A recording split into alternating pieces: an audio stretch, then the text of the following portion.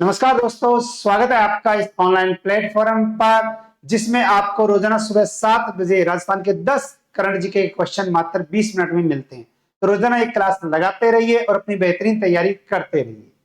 तो चलते हैं, शुरू करते हैं अपनी क्लास। और क्लास का पहला क्वेश्चन, राजस्थान में डिजिटल जनगणना हेतु कौन सा पोर्टल लॉन्च किया जाएगा? राजस्थान के अंतर्गत डिजिटल जनगणना और डिजिटल जनगणना के लिए जो एक पोर्टल लॉन्च किया जाएगा, और उस पोर्टल के बारे में जो अगर हम देखें तो नाम आता है स्वयं गणना वेब पोर्टल या सेल्फ सेशंस वेब पोर्टल।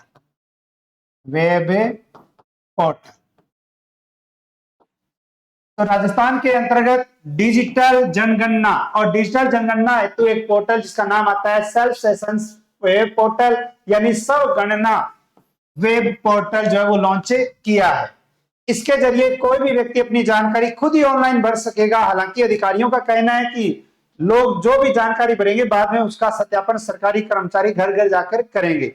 तो राजस्थान के अंतर्गत जनगणना टॉपिक आता है जियोग्राफी का, जिसमें जनगणना 2011 के डाटा जो है वो आज तक हम पढ़ रहे हैं। अब जनगणना 2027 और जिसके तहत मुख्य क्वेश्चन बनता है डिजिटल जनगणना हेतु एक पोर्टल, और उसका नाम आता है सेल्फ सेशंस वेब पोर्टल, स्वयं गणना वेब पोर्टल लॉन्च किया, जिसके जरिए खुद ही व्यक्ति जो अपनी खुद की जो जानकारी ऑनलाइन भर सकेगा। लेकिन उसके बाद में जो अधिकारी आके उसका क्या करेंगे, सत्यापन करेंगे, जांच करेंगे। इसके अलावा जो लोग ऑनलाइन नहीं कर पाएंगे उनके लिए कर्मचारी टैबलेट लेकर आएंगे और जानकारी डिजिटल तरीके से ही भरेंगे, यानी कि डिजिटल जनगणना जो है वो हो रही है। जयपुर स्थित क्षेत्रीय जनगणना निदेशालय के निदेशक हैं विष्णु चरण। इन्होंने बताया कि यह प्रक्रिया 2 चरणों में होगी। पहला चरण अप्रैल से सितंबर 2026 तक चलेगा।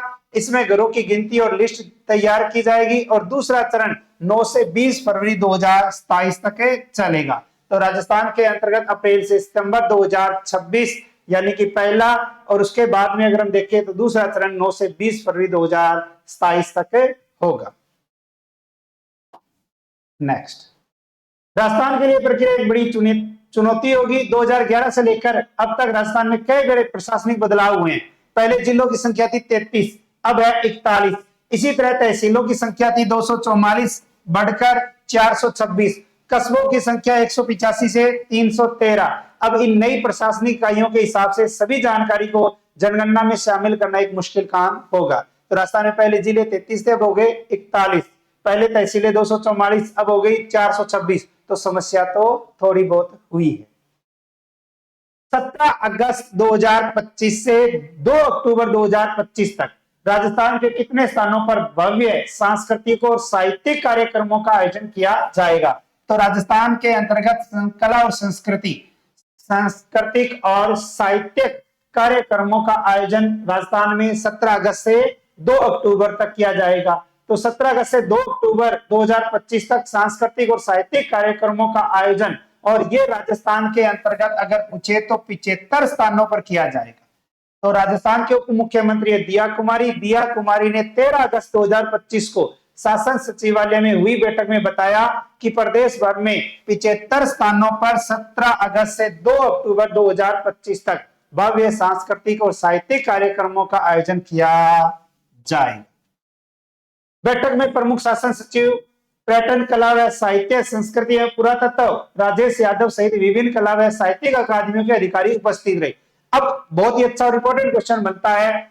उप मुख्यमंत्री दिया कुमारी ने कला, साहित्य और संस्कृति विभाग राजस्थान के अंतर्गत राजस्थान संगीत नाटक अकादमी, तो राजस्थान संगीत नाटक अकादमी कहाँ है? जोधपुर में। बहुत अच्छा क्वेश्चन बनता है। राजस्थान संगीत नाटक अकादमी कहाँ है? जोधपुर में। राजस्थान साहित्य अकादमी अगर पूछे कहाँ है तो उदयपुर में। राजस्थानी भाषा साहित्य एवं संस्कृति अकादमी अगर पूछे कहाँ है तो बीकानेर में है। ललित कला अकादमी कहाँ है? जयपुर में। राजस्थानी या राजस्थान उर्दू अकादमी जयपुर में। राजस्थान सिंधी अकादमी जयपुर में। निदेशालय राजस्थान संस्कृत अकादमी अगर पूछे तो जयपुर में।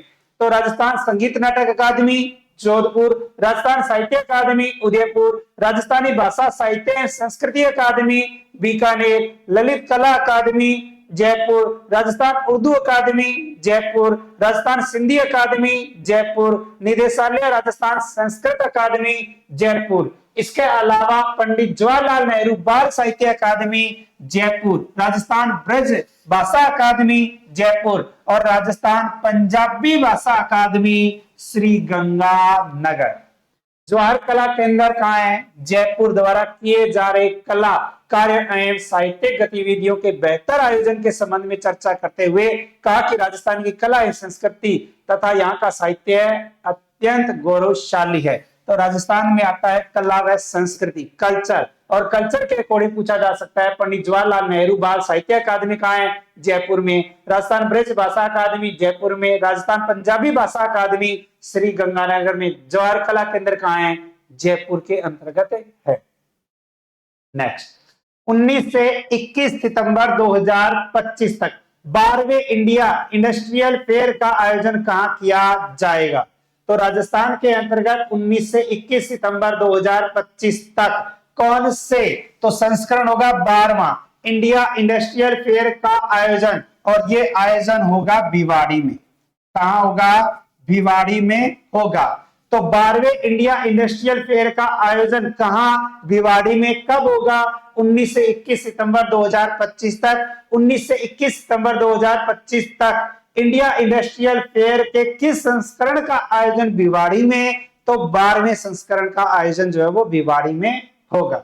जिला उद्योग एवं वाणिज्य केंद्र भिवाड़ी तथा लघु उद्योग भारती भिवाड़ी के संयुक्त तत्वाधान में 19 से 21 सितंबर 2025 को भिवाड़ी में राष्ट्रीय स्तर का इंडिया इंडस्ट्रियल फेयर आयोजित किया जाएगा। मेले में देश भर से लगभग 300 MSME यानी कि सूक्ष्म लघु एवं मध्यम उद्योग इकाइयों के स्टॉल लगाए जाएंगे। साथ ही 100 वृहद उद्योग कंपनियां और हस्तशिल्पी भी भाग लेंगे। इसका उद्घाटन राजस्थान सरकार के उद्योग और वाणिज्य, युवा मामले एवं खेल विभाग के मंत्री कर्नल राज्यवर्धन सिंह राठौड़ करेंगे। और 11वें इंडिया इंडस्ट्रियल फेयर का आयोजन अगर पूछे तो 10 से 13 जनवरी 2025 तक उदयपुर में किया गया था। तो इससे पहला जो आयोजन था 10वां संस्करण जनवरी 2025 में कहा हुआ? उदयपुर में 11वें इंडिया इंडस्ट्रियल फेयर का आयोजन।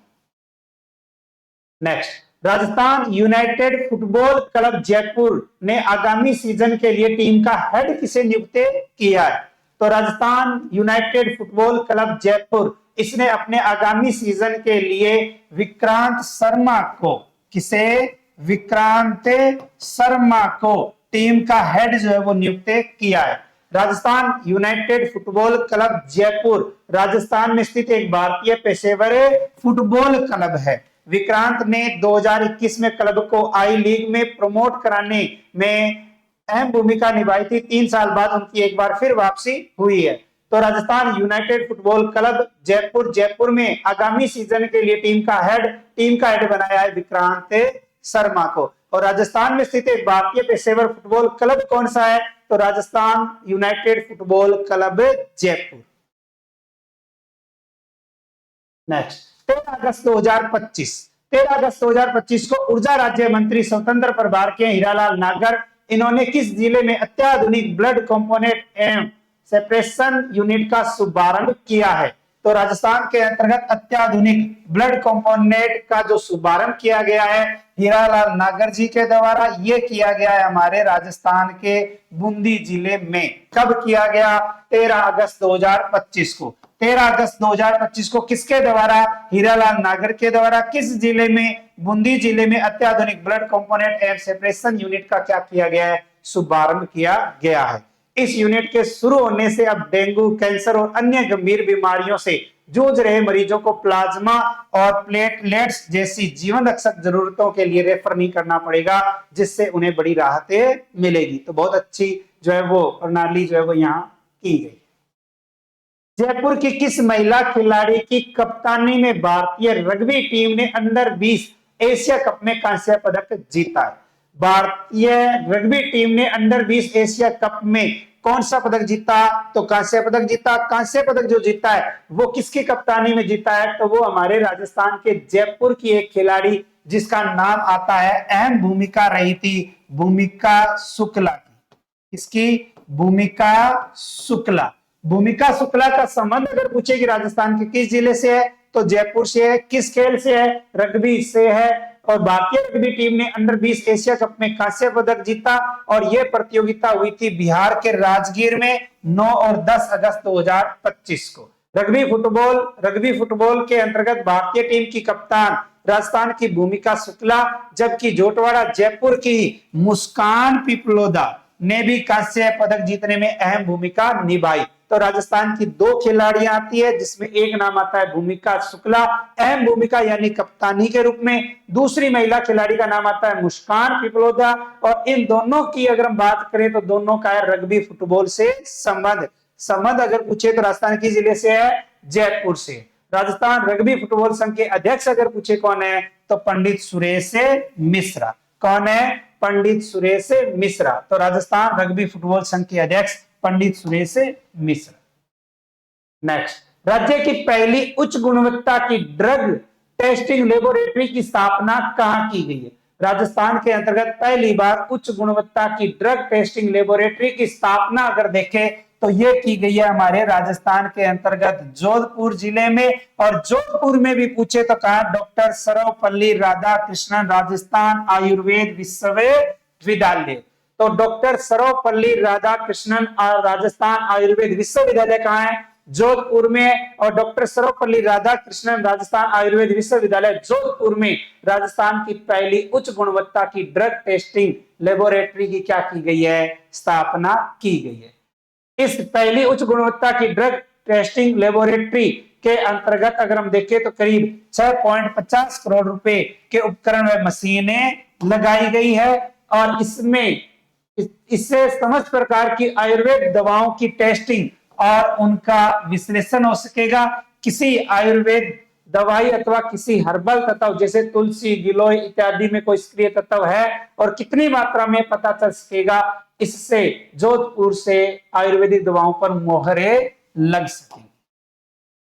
नेक्स्ट, हर घर तिरंगा अभियान।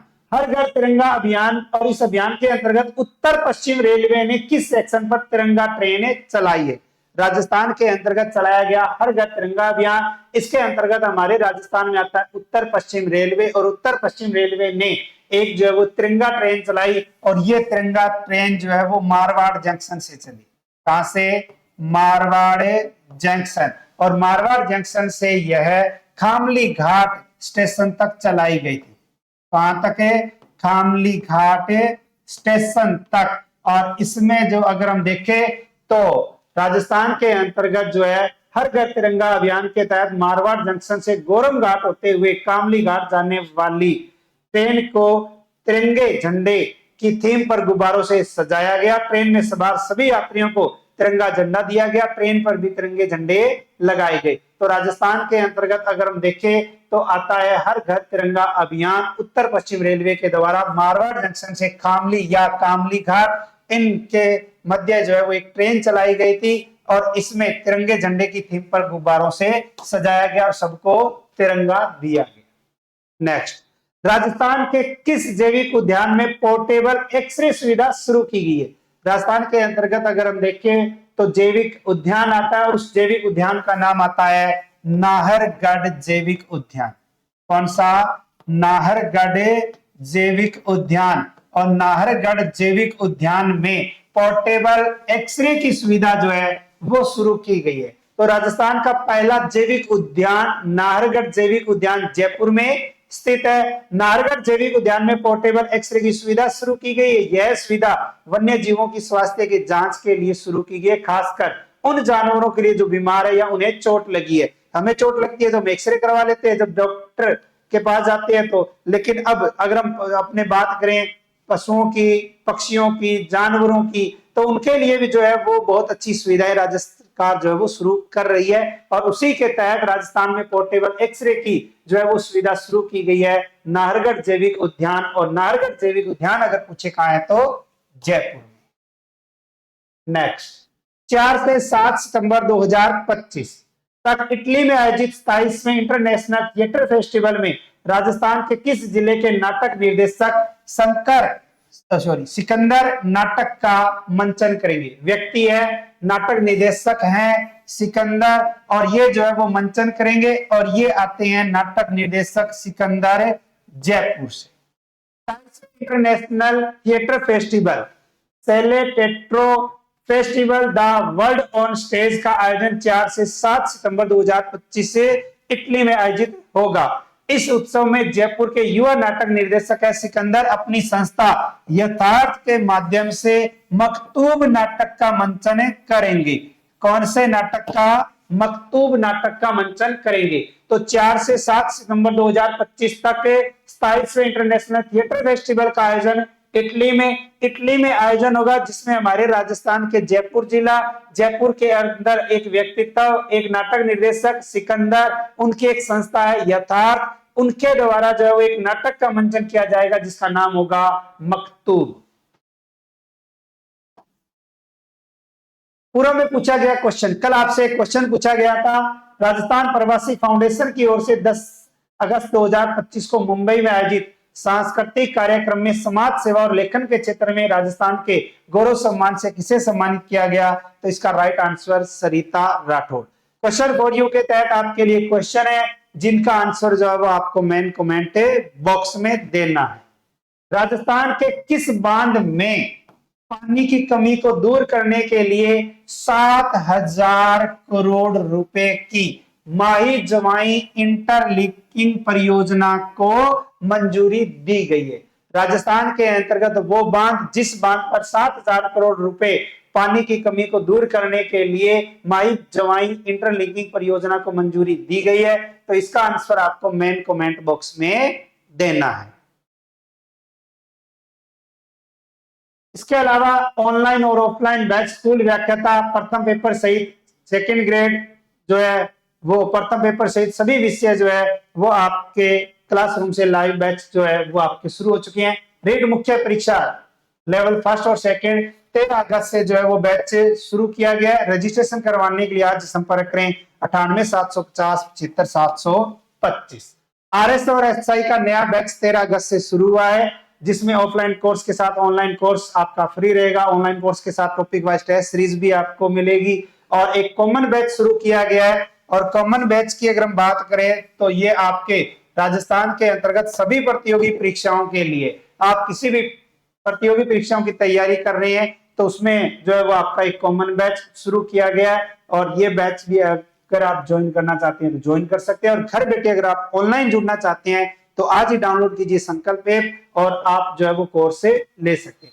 इसके अलावा अगर हम देखें ब्लैक बुक आपके रीट मेंस की, सेकंड ग्रेड की, पीटी अध्यापक, कृषि पर्यवेक्षक, सीईटी, चतुर्थ श्रेणी कर्मचारी, ये सब बुक जो है वो आपको मार्केट में उपलब्ध है। अगर आपको मार्केट में उपलब्ध नहीं है या कहीं मिल नहीं रही है या आपके पास कोई बुक स्टोर नहीं है आसपास के क्षेत्र में, तो आप घर बैठे भी मंगवा सकते हो। संकल्प ऐप को जो है वो डाउनलोड कीजिए और डाउनलोड करके आप इसको परचेज करके घर बैठे भी मंगवा सकते हैं।